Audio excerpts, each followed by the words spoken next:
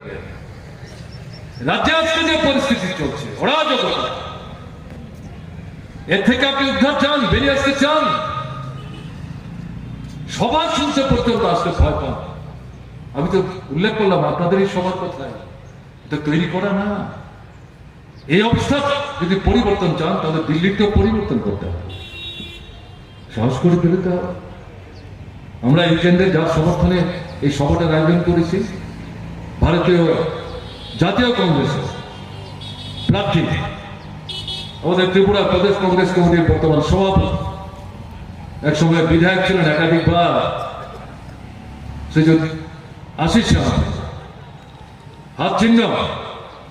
আমি বিশেষ করে মার্ক্সবাদী কমিউনিস্ট পার্টির বন্ধুদের বলবো, কোনো দিন তো আমরা হাত চিহ্ন ভোট দেইনি, এখন আমাদের বলছেন হাত চিহ্ন ভোট দিতে হবে।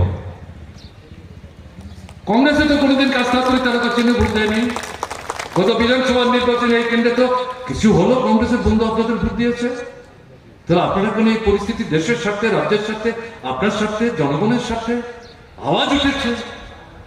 আপনি যদি ওটা মানে ধরে বসে থাকেন, না না কাজটা করি তারা ছাড়া কোথাও ভোট দেবো না, যাবোই না ভোট দিতে, ভুল করবে, তাহলে সুবিধা হবে তা বিজেপির সুবিধা।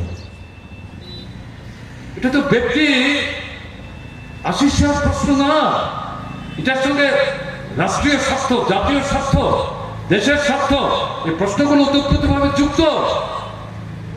এটা মাথায় রাখতে হবে। কাজে সেখানে সংকীর্ণতার কোনো সুযোগ নাই, রাজনীতিতে সংকীর্ণতার কোনো সুযোগ নাই, শেষ বলে কোনো কথা নাই। প্রতিদিন প্রতিনিয়ত আন্তর্জাতিক পরিস্থিতির প্রেক্ষাপটে জাতীয় পরিস্থিতির মধ্যে পরিবর্তন হচ্ছে, তার প্রতিফলন রাজ্যে রাজ্যে ঘটছে। তার থেকে দাঁড়িয়ে বাস্তবতার মাটিতে আপনাকে সিদ্ধান্ত নিয়ে অগ্রসর হতে হবে। তাই আপনাদের কাছে বলছি, ওই সংকীর্ণ দৃষ্টিতে নিজেকে আবদ্ধ রাখবেন না, করবেন না।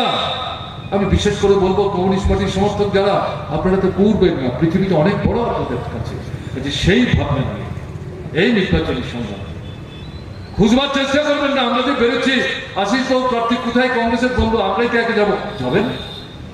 আশিস বাবু বন্ধুদের যদি